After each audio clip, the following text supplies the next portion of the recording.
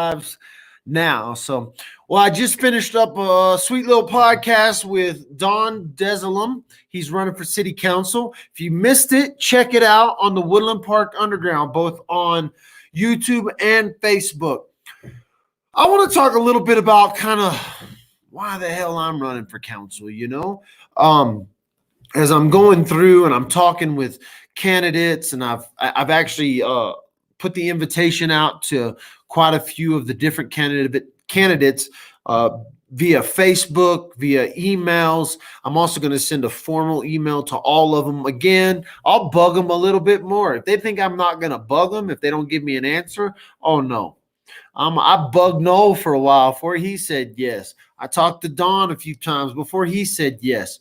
But if you are a candidate running in this election, use my platform to reach the people. You've seen these all podcasts go down. I have no ill intent. When I'm talking to these candidates, I truly have no ill intent. Even if I don't like you, even if I don't agree with you, even if I don't care one way or the other, I think it's important for the citizens of Woodland Park to be able to know more about the candidates. And that's even more about the ones that are already council members and ones that aren't. And so why not come on, have a discussion with me.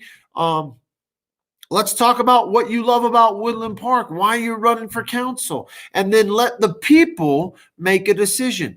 I have made it very clear that I am not endorsing any of these candidates. I'm not endorsing them. I'm just not going to put out an endorsement. I will. There'll come a time when I tell you to vote with the underground. And if you haven't made a decision on how to vote, if you haven't educated yourself on the council, you can just say, you know what? I trust Michael, and I'm going to vote with the underground. And so I'll give endorsements before election day. I probably would vote for Don.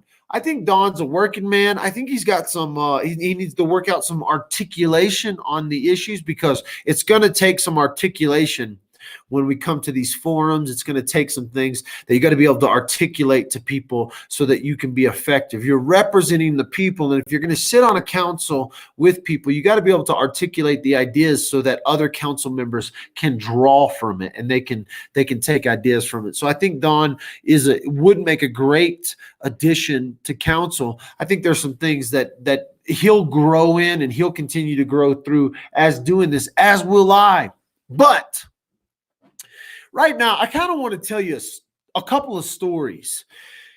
And when I tell these stories, these are true stories right here in Woodland Park. These are not made up stories. I am not pulling these stories out of the hat. And although I may change names to protect citizens, although I may change scenarios just a little bit to protect citizens, if you doubt that these stories are true, or you doubt that these are not stories from Woodland Park citizens, then reach out to me and I'll put you in touch with the people that can tell you these stories directly. Most of these stories are documented in history and or in the court or in the council chambers.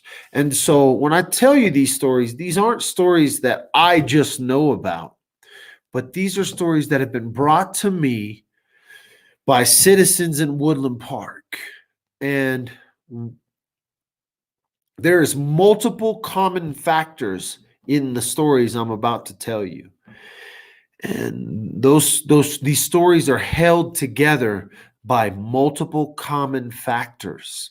And if you cannot begin to put those common factors and look at these in a logical way and understand that there are things that we have to do to keep things like this from continuing in Woodland Park, then I don't know what to do. Because when a concerned citizen comes to me and says this, or somebody comes to me and tells me what happened to them, it becomes very real. And, for a lot of us, we sit back in Woodland Park and we go about our daily lives, and we very seldom think of the city government because our water comes on, or our roads are plowed, or our trash is picked up, or our internet is paid for, or our, all these things that we get and we kind of take for granted that hold our infrastructure together. We may never look to the city for something. We may never go to the city for something. And so you may never experience something like these other people have ever experienced. But these are real stories in Woodland Park. The first one I want to tell you about is a relatively newer couple in town that moved here, and they bought their property, this dream property here in Woodland Park, and they began to landscape it and work on it. And they had this little over a couple of acres that they have, and a beautiful house that has a beautiful view of Woodland Park and of Pikes Peak, and they live in a really prime location. Well, they all of a sudden started having problems when their neighbor started some new development and was encroaching on their property with this new development. Well, they tried to speak with their neighbor, and he wasn't very receptive. And so then they went to the city, and the city was like, well, the problem is you're in the city limits, but your neighbor is kind of in the county, so he's under like county rule. They went to the county, and the county was like, well, the problem is you're in the city limits, but this guy's in the county, and well, it's, it would just be good if you guys could work this out amongst yourselves.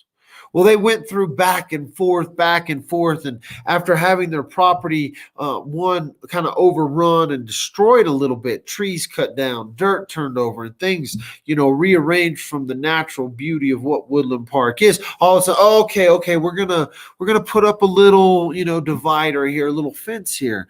Well, the common factor is they went to the city, and the city didn't do anything. Another story. These people live in town, they don't own their property, but they do the best they can, and they love Woodland Park. All of a sudden, their water's cut off. They go to the city. The city says, well, we don't really have control of your water because we only really, we have this like one line, and well, the city just didn't care. There's not much we can do. Another story, a group of concerned citizens, worried about a new development, how it's going to change an area of town, how it's already kind of unsafe, and there's going to have to be improvements made if these developments, and, all of a sudden the city was like, well, 25 years ago, we made this agreement. The city didn't do anything. They're not going to do anything. Our hands are tied. There's a lot of common factors in these stories. These are all true stories. The city didn't do anything. For too long, people have overrun this town, and the city hasn't done anything. They get approached by citizens. We have a problem with our neighbor. It's a touchy subject.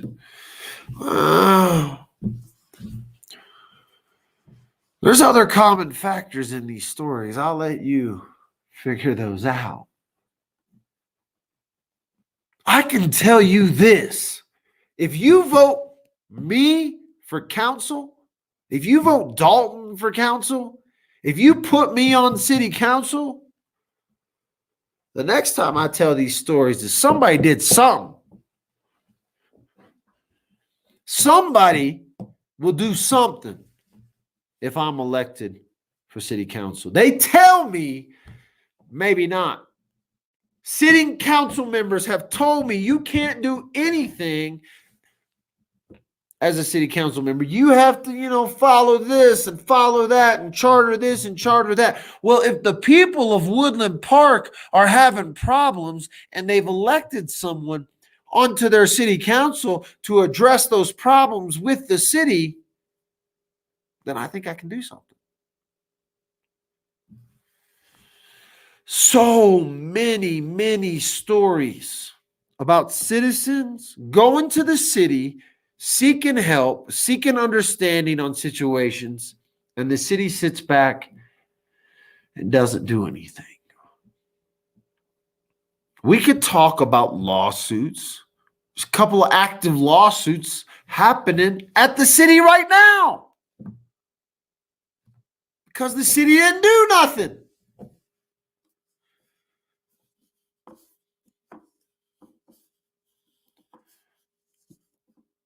Yeah, I don't know. I don't know if we can fix the problems for every individual who comes to the city with a problem. But the problems I'm hearing about are the problems you're hearing about. They're the same damn problems. The city is doing very little.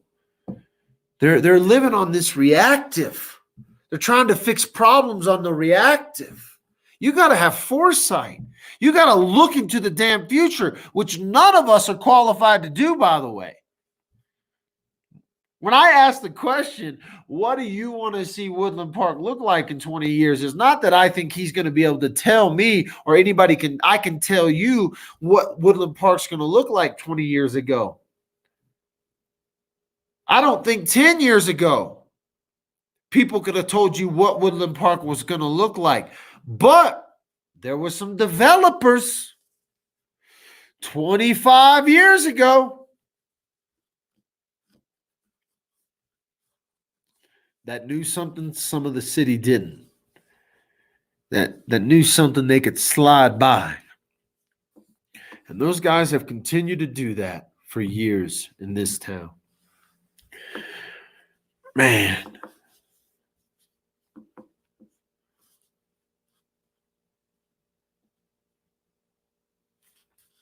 There may be more polished politicians running for city council. There may be more educated men running for city council.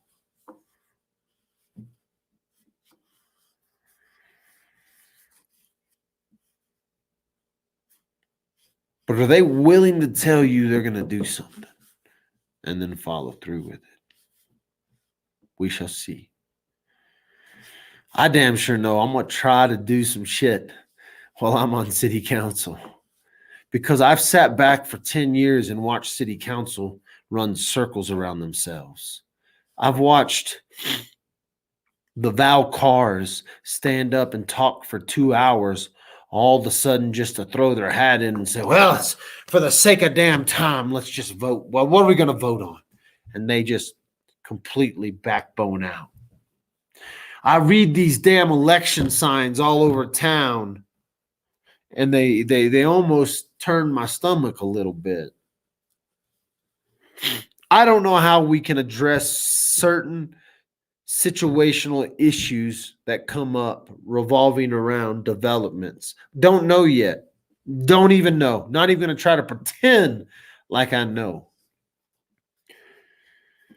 But I ain't going to sit back and do nothing when people have issues like no water, or while big time developers are moving in and encroaching in on their land, or while these back shady deals from 25 years ago creep their way in.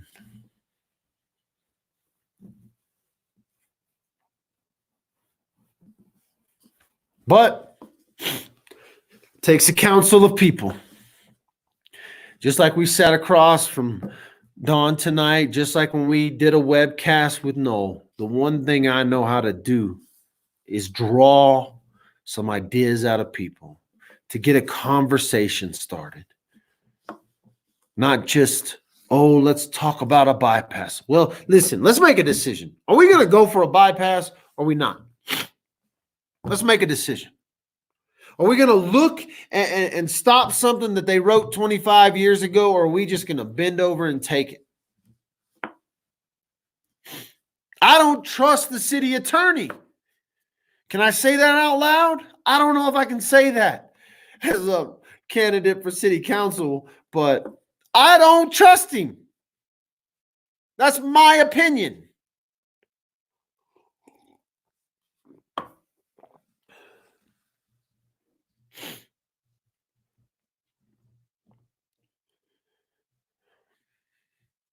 Oh, well, we'll see.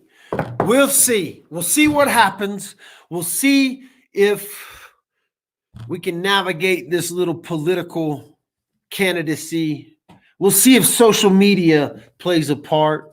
We'll see if sitting down and having intelligent conversations with other men and women. Kelly Case, come on the podcast. Tell us what you're going to do for mayor.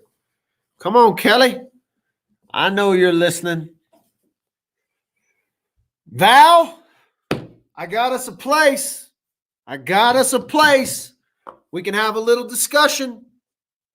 Talk about this like men. Let's hear what you got. You got signs all over town promising all kinds of stuff. Come on and talk to the people. I got some questions for you. I'm a voting. Come win my vote, Val. If you can win my vote, you can win them all, Val. Who else we got? Darvin Nakarada. Darvin said he's going to come on. Darv. Yeah, Darv. Darvin's going to come on. He said he would. He said he would probably do it. I reached out to somebody. I reached out to Rusty via Facebook. I don't know if he'll answer Facebook, but I'm going to email him, get all that email sent out to him. I'll email him right after this, actually. Put it out to all the candidates again, because there are issues we could talk about, right? We're going to do the forums. We're going to do the little debates.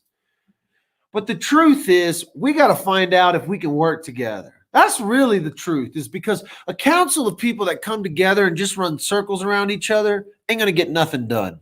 And that's not productive no matter how you look at it. But there are some things we need to do in this town. There are some things we need to address. And the only way that's going to be addressed is when men come together and talk about it. And a lot of what happens is a bunch of dissension amongst council. And so I got to talk to these guys now, find out where they're at, see if we're going to be able to make it happen with them. Whatever. It's going to be fun. Love talking to Don tonight. I thought he did great. This is a little awkward situation for people when you put them in front of a camera. They're not used to it. So for Don, he did a great job. Thanks for coming on tonight, Don. I hope that things work out as we move into this election. Remember, Dalton for council. Hashtag the underground for council. Michael Dalton for council. It don't matter. You're going to see it on the ballot. The question are you registered to vote, and will you vote? Will you show up, fill up some paper? You don't even have to show up. All you have to do is fill out a little thing and send it in the mail. That's how easy it is this year. It's going to be fun.